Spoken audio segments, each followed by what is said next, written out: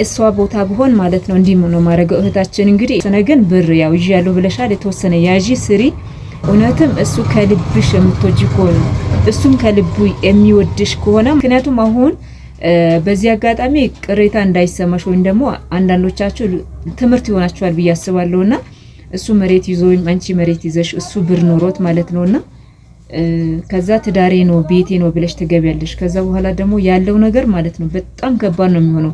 አንዳንድ ሰው በእጃችሁ እስከሚያስገባችሁ ድረስ በቃ ብዙ ነገሮችን ማለት ነው በቃ ይሄ ላንቺ ነው ይሄ እንደዚህ ያለኝ እንዲህ ነው ይላችኋልና ከዛ በኋላ ግን ሰላም ጤና ይስጥልኝ ውድ የዓለም ዘር ዩቲዩብ ተከታታዮች እህት ወንድሞቼ እንደምን ቆያችሁ እንደምን አላችሁልኝ?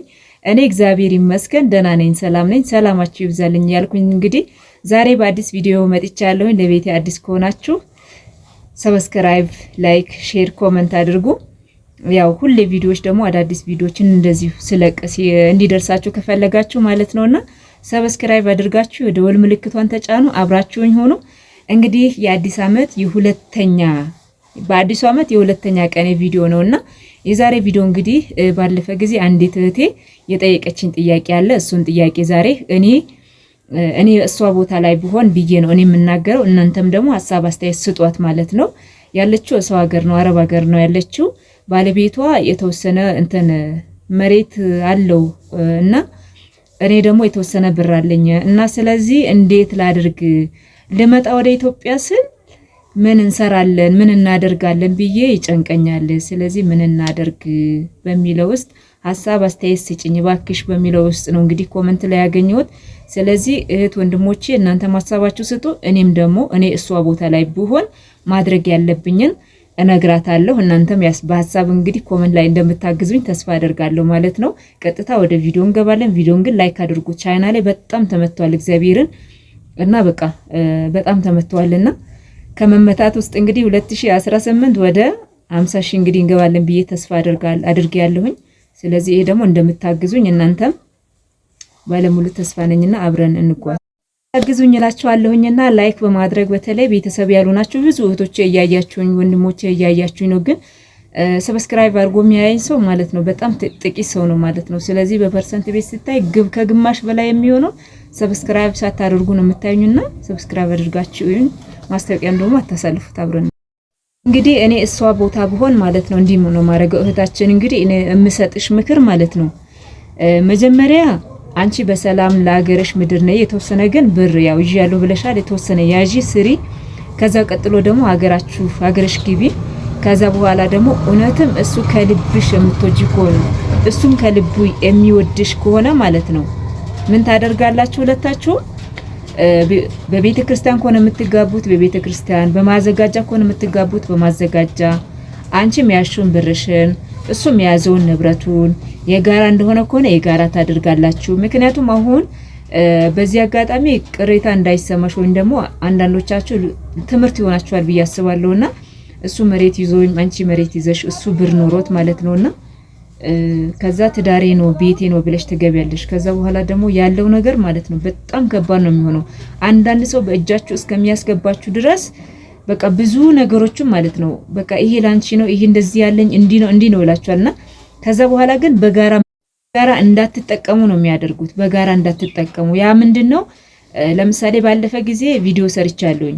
አንቺ ብር ይዘሽ የምትመጪ ከሆነ ወይም ሀብት ንብረት ካለሽ ወንድ ልጁ አንቺን ዝም ብሎ ሳይወድሽ ወድጄሻለሁ ብሎ ገብቶ ከሆነ ያን ነገር እንዳይበላ ከፈለሽ ምን ታደርጊያለሽ? እርግጠኛ ሰው ከሆነ ካንቺ ጋር አብሮ ይኖራል፣ ወንድም ሆነ ሴቱም። በዚህ አጋጣሚ ማለት ነው አብዛኛው ሴቶች ጋር ችግር አለብን ብዬ ስለማወራ ነውና ለሴቶች እንዲህ ብዬ መልእክቱን ማስተላለፍ። ወንዶችም ቢሆን ብርን ፈልጋ የምትመጣ ሀብት ንብረትን ፈልጋ የምትመጣ ሴት ልጅ ካለች መጀመሪያ ወንድም ሆንሽ ሴትም ሆንክ ማለት ነውና መጀመሪያ ያላችሁ ሀብት ንብረት በማዘጋጃ ሄዳችሁ ለግላችሁ ማድረግ። ከዛ በኋላ ደግሞ ምክንያቱም አትጠራጠሩም፣ ቢያንስ እንኳን ያን ሰው የእናንተን ላብ ሴትም ሆነች ያንተን ላብ መጥታ መካፈል አትችልም፣ ወንድም ሆነ ያንቺን ላብ መጥቶ መካፈል አይችልም። በቃ ማዘጋጃ ላይ ይሄን ማድረግ የግል እና እንደዛ አድርጋችሁ ተጋብታችሁ ህይወታችሁን እንደገና ደግሞ ያለውን ነገር ተናጋግራችሁ ስራችሁን አብራችሁ እየሰራችሁ እሱም እየሰራ አንቺም እየሰራሽ ቤታችሁ ፍቅር ይኑር እንጂ ሁሉም ነገር በቃ እየተሟላ ይሄዳል። ግን አንዱ ለፍቶ ይመጣና ወይ እሱ ወንዱ ለፍቶ ይመጣል ወይ ሴቷ ለፍታ ትመጣለች። በቃ የለፋው ግን ሁሌ እየቆሰለ ይኖራል። ያለፋው ግን ስላለፋበት እግዚአብሔር ይመስገን እንዴት ነው ያለፋበት ነገር ስለሆነ ምንም መስሎ አይታየውም፣ ወይ እሷ መስሎ አይታያትም።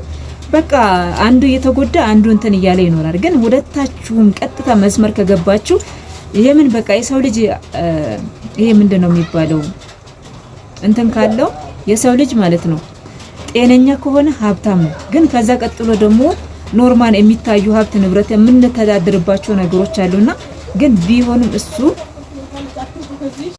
ቶሎ ብላችሁ ዝናብ መጥተዋል እና እንደዛ ስለሆነ ማለት ነው ጥንቃቄ ማድረግ ያለባችሁ። የፈለገ ድሃ ቢሆን ወንድ ልጅ ፍቅር ይስጥሽ፣ ለቤቱ በቃ ፍቅር ይኖረው። ከሌለው ግን ከባድ ነው የሚሆነው ማለት ነው። ቤቱ ፍቅር ከሌለው ከባድ ነው። ሴትም ልጅ ለቤቷ ለባሏ በቃ ፍቅር ከሌላት ከባድ ናት። በቃ ውጭ ላይ ዝም ብላ ተቀባብታ የምትወጣ ከሆነ ወንዱም ዝም ብሎ ጋባዥ ዝም ብሎ የውጭ ሰው ከሆነ አጥፊ ከሆነ የፈለግሽ ለምን ሀብታም አትሆኝም? እናቴ አለሙድን ያክል ሀብት ንብረት ቢኖራችሁ ሁለቱም አንድ መስመር ላይ መንገድ ላይ መሄድ ካልቻሉ በቃ እየቆሳሰላችሁ ነው የምትኖሩትና ከምንም በላይ ስትጋቡ ስትኖሩ ፍቅር ይበልጣል። ፍቅርን አስበልጡ። ሰው እንዳትገፉ በነገራችን ላይና ወይ ባለስንት እንግዲህ እናንተንም አይቀርብኝም ሱቄንም ስራ አይቀርብኝም። ከዛ በኋላ እንደዛ ታደርጉና ከዛ ትጋባላችሁ። ከተጋባችሁ በኋላ ደግሞ ያው አሁን እስከዚህ ድረስ ያለውን ነው ችግር የሚሆነው ማለት ነውና ወይ አንቺ የራስሽ የግልሽ ካላረግሽ ሀብት ንብረትሽ ወይ እሱ ደግሞ የግሉ ካላደረገ ሁለታችሁም ካላችሁ የግላችሁ ሀብት ንብረታችሁን የግላችሁን አድርጉ። ምክንያቱም ፍቅራችሁን ፈልጎ የመጣ ሰው ከሆነ አላችሁም የላችሁም አብራችሁ ይሆናል። ግን ሀብት ንብረታችሁን ፈልጋ የመጣችም ሴት ከሆነ እንዲሁ ባዶዋን እንደገባች ባዶዋን ትወጣለች። ወንድም ከሆነ ባዶውን እንደገባ ባዶውን ቤት ውስጥ እንደገባ ባዶውን ደግሞ እንዲወጣ ማድረግ በዚህ መንገድ ብቻ ነው ማድረግ የምትችሉት ማለት ነውና ጥንቃቄ አድርጉ። በነገራችን ላይ ቪዲዮውን ትንሽ ጨለም ብለዋል።